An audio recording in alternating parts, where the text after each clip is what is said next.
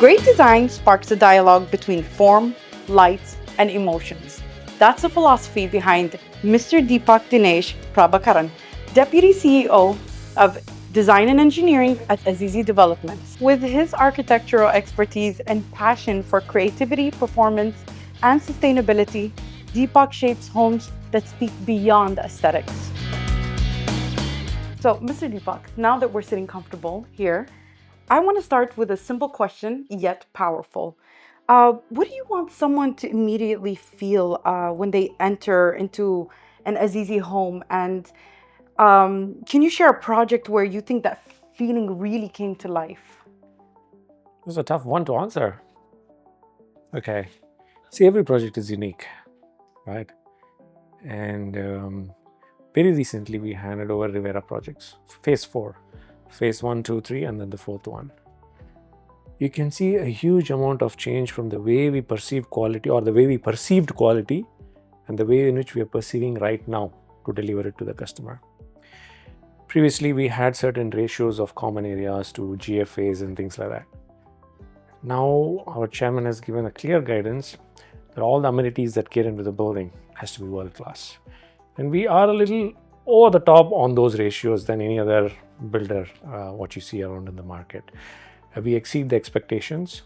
And eventually, if you look down to the experience of a customer, it's the wow feeling, right? And two types of customers, an investor and an end user.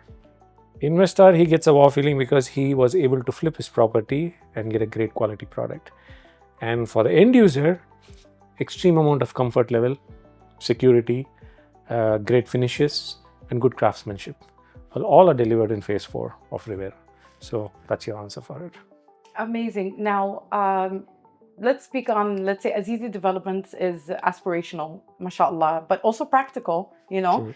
So I wanted to know, have you ever faced a challenge, let's say, during a project balancing these two together? It's always, because we are in the business of real estate, giving an end user a house from our side, but eventually they make it a home, right? So there's always this challenge of expectations versus reality. And Azizi Developments is extremely backward integrated, and it has design and engineering, contracting divisions, and even manufacturing divisions well within the ambits of Azizi Development and other subsidiaries. Everybody has a target. At the end of the day, all targets have a common motto: deliver value. So that's the challenge for us. The architects whom we have want to give the best design. The contractors, they want to get the best rational project out in the market. The manufacturers wants their value for money, right? And eventually the customer wants the best. So I'm the kind of guy who is doing all the tick boxes that every stakeholder is happy. And at the end of the day, what goes to the customer is a value-based driven project. That's what we give. Amazing. Now, which upcoming Azizi project excites you the most? And what makes it a game changer for Azizi? This is a very tricky question. It's like you are asking me which one of your kids is your favorite. Oh, It's impossible for me to answer, but every project is unique. When Azizi started here in the UAE, Dubai, we took plots from a master developer. They were single standalone buildings. Those were our initial days. Then from there, after a very long time, then we had Rivera, cluster of projects together in one place. From there, we went to Azizi Venice, where we became the master developer. Then from there, a jump to a landmark project, Burj Azizi. Now, very recently, Azizi Milan, which is double the size of Venice. Now my chairman is like driven. He wants to build towers across the globe to establish Azizi's brand everywhere.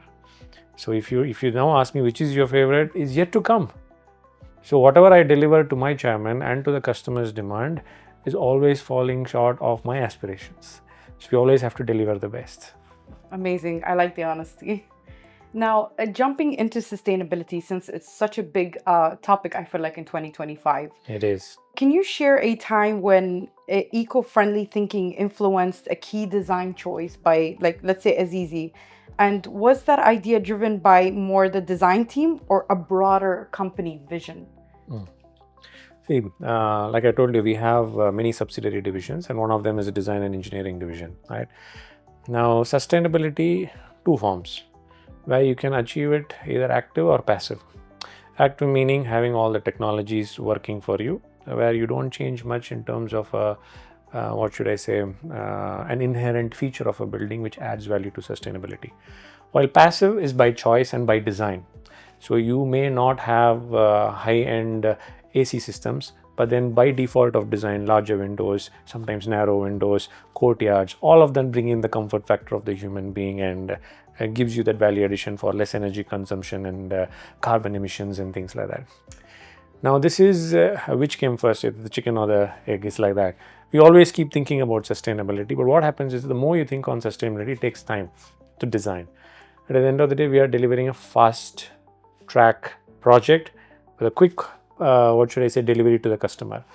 So in Azizi Milan, we adopted, or we are adopting right now, a very active strategy where we are setting off carbon emissions. And the 2050 vision says that we got to reduce energy by 40%, and then we also have to have 50% component of clean energy. We have started doing it, adopting it in our design. Now in Azizi Milan specifically, we are geared up and committed to contributing for UAE's Mangrove project and also the solar project. So mostly our projects would have active participation. And in terms of passive design measures, we will keep it to villas and townhouses where it is scalably possible for us to achieve that success. In group developments, it's quite a challenge for us. Yeah. Now, amazing, because I really feel like, everybody's been discussing sustainability, and it's nice to know that Azizi has been working on that, or let's say maintaining that aspect of it. Yes. So jumping into my last question, Dubai skyline is iconic. How do you make sure Azizi Towers feels welcoming and human, still yet human-centric, from the lobby right throughout the home itself? This is 101 for architecture. How do I make a person more comfortable in the space, what we do? Inspiring, awesome, and evoke great amount of feeling and oneness, but don't intimidate the person. That's what it is, right? So you look at Azizi standard design philosophies, in any development that you see, standalone or community, you have ground floor, podiums, and all the podium interfaces are retail, which is human-centric. You will have a shop front, you can touch, you can feel, you can connect. You will not see parking structure on the ground level. It's completely retail. First to maybe 6 or 7 levels, you have car parking. It gives me an opportunity to do a huge podium terrace. I have an artificial beach. Beach oasis is where two projects we have, 1 and 2, where we have a wave pool. So you feel like you're on a beach on maybe a 3rd floor or the 4th floor of a building, and all the towers raise up from there. So that's the first interface and the second interface. Now the third interface, when you have 40-story buildings, we have a service floor concept to maintain the balance of serviceability of the building. We break that, and then we kind of give clubhouse and amenities and swimming pool there. And then next connection for you. The last level connection is at the rooftop. Now for Azizi Milan, because it's driven for the sustainability, chairman's vision, and me driving the design studio, all the rooftops are going to be green. So you're not going to have any MEP services there. So full rooftop greens with infinity pools. So that creates a lot of comfort level for a person. Even on the 44th floor or the 50th floor, he is still connected with water and greenery. Now there's only one place where he will feel at ease at sky, his home.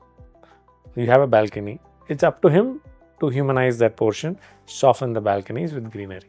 That's one place where we will really elevate him. The remaining all other places, we'll keep him grounded, the customer. Amazing. Thank you so much for sitting with me here, Mr. Deepak. Thank you. The pleasure is mine.